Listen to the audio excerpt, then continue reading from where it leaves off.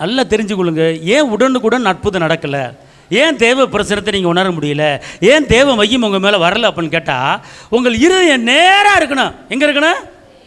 நேராக இருக்கணும். குதிரைக்கு கண்ணில் ஏன் கடிவாளத்தை போட்டிருக்காங்க? நேராக போகணும். இங்கிட்டு போனால் அங்கிட்டு போயிரு, இங்கிட்டு போனால் இங்கிட்டு போயிரு. அதனால தான் உங்கள் கண்ணு, உங்கள் எண்ணம், உங்கள் நினைவு, உங்கள் பார்வை, உங்கள் பேச்சு, உங்கள் மூச்சு, உங்கள் வார்த்தை, உங்கள் துதி, உங்கள் ஸ்தோத்திரம் நேராக தேவனை பார்த்து இருக்கும்போது அவர் அப்படியே உங்களை தேடி வந்து பக்கத்தில் உங்களை தலையிலிருந்து கால் வரைக்கும் அவர் மகிமையில் மூடிடுவார். அல்லேலூயா. மோசே 40 நாள் மலையில் போனார். ஒரு மனுஷனை பார்க்கல. வெறும் மலை. இங்கிட்டு திரும்பின மலை, அங்கிட்டு திரும்பின மலை, சுற்றி மலை. 40 நாள் உட்காந்து வர்றாரு. வரும்போது அவர் முகத்தை பார்க்குறதுக்கு எல்லோரும் பயந்தாங்க. அவர் மேலே பட்ட அந்த சுடர் ஒளி வெளிச்சம், ஐயோ மோசையை பார்க்க பயமாக இருக்குது அப்படின்னு கேட்டால், தேவ மகிமை அவர் மேலே உட்காந்துருச்சு.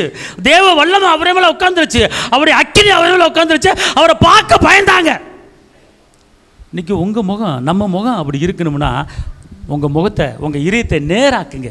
எல்லாம் சொல்லுங்கள், என் இருதயத்தை நேராக்குவேன், என் இருதயத்தை நேராக்குவேன். நேராக்கி அவரை மகிமைப்படுத்துவேன், நேராக்கி அவரை துதிப்பேன்.